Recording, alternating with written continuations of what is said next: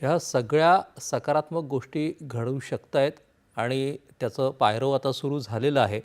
अशामध्ये संधी जेव्हा आपल्या दारामध्ये उभी आहे, आपण देखील एका मोठ्या संघटनेसोबत, संस्थेसोबत काम करतात. अशा अनेक संस्था आहेत आपल्याकडे.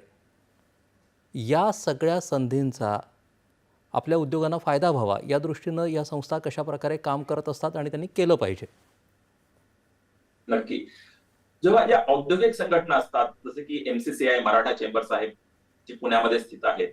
त्यांचं काम काय बरं दोन असतात. एक, आम्ही नेहमी सरकार दरबारी जातो आणि सांगतो सरकारला, की हे ठीक नाहीये, हे ठीक करा. जेणेकरून सरकारी म्हणतं बरं आहे, तुमचं ऐकल्यानंतर आम्हालाही काय सुधारणा करायच्या त्या कळतात. पण आमची दुसरी जिम्मेदारी सुद्धा आहे. ती काय? सरकार जेव्हा चांगल्या योजना घेऊन येतं, त्या लोकांपर्यंत म्हणजे उद्योजकांपर्यंत पोहोचणं ही सुद्धा आमची जिम्मेदारी आहे. आता हे सर्व एफटीए जे झालेले आहेत, ते सर्व जे वाणिज्य दूत आहेत त्या देशांचे, त्यांच्यासोबत आम्ही आमची जी उद्योजक आहेत महाराष्ट्रातली, त्यांच्याशी वारंवार संवाद घडवून आणतो, जेणेकरून त्यांना जास्तीत जास्त त्याचा फायदा घेता यावा. सर्व काम पंतप्रधानांनीच करावं असं नाही. काही काम तुम्ही आम्हीही करावं. त्यामुळे आम्हीही ते करायला हवं, त्यात आपलं योगदान द्यायला हवं.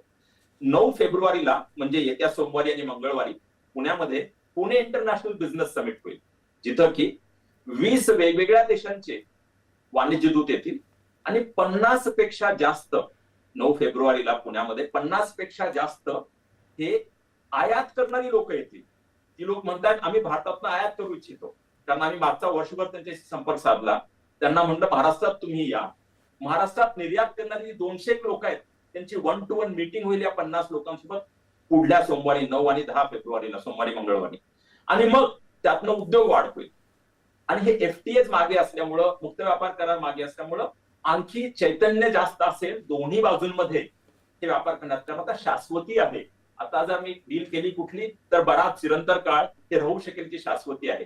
त्यामुळं देश पातळीवरती जे होतंय त्याचं राज्य पातळीवरती घेऊन येणे आणि उद्योगांना पोहोचणे, यासाठी 9 आणि 10 फेब्रुवारीला सोमवारी आणि मंगळवारी पुणे इंटरनॅशनल बिझनेस समिट पुण्यात होतंय, ज्यात आयात करणारी 20 देशांवरनं 50 पेक्षा जास्त आयात करणारी लोक येत आहेत, ज्यांच्यासोबत की 150-200 आपले जे उद्योजक आहेत महाराष्ट्रातली, ते संपर्क करून कशी निर्यात वाढवता येईल त्याचा विचार करतायत.